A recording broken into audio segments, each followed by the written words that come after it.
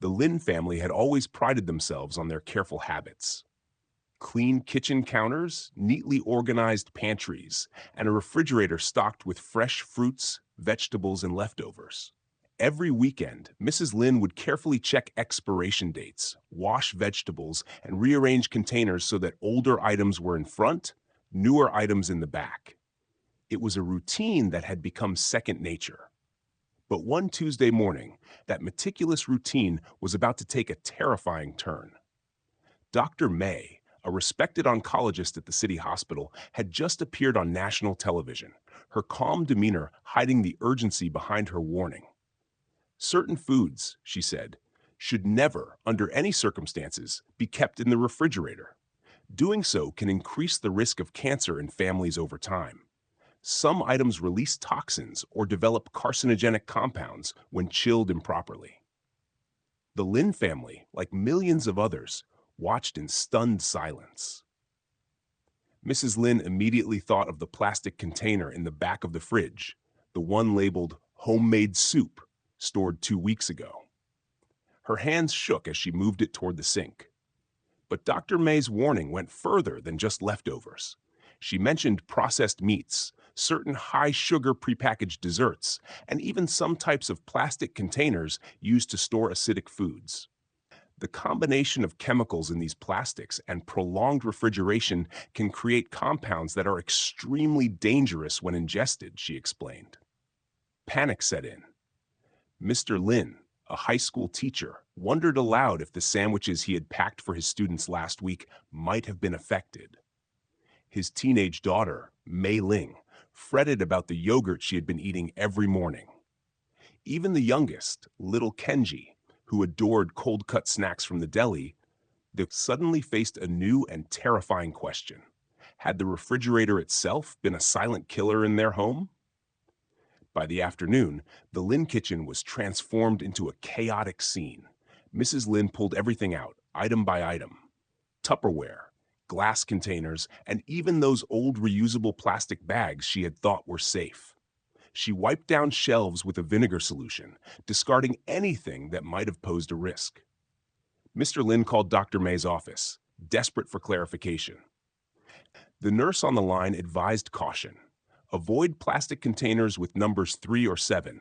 Avoid storing acidic foods for more than 24 hours.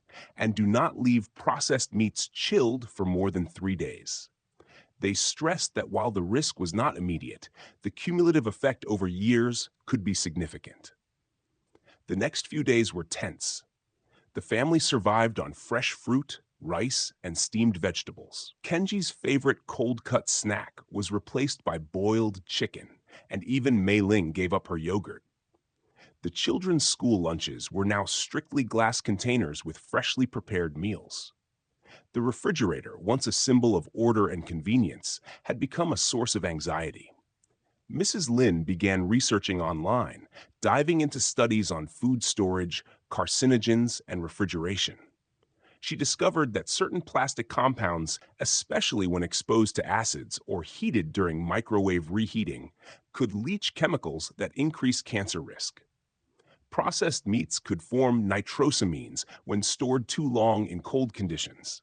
And even some frozen desserts contained additives that, when repeatedly thawed and chilled, broke down into potentially harmful substances. As the weeks passed, the family's diet and kitchen habits completely transformed. Gone were the prepackaged meals and plastic containers. Every item had a clear label, an expiration date, and a safe storage method.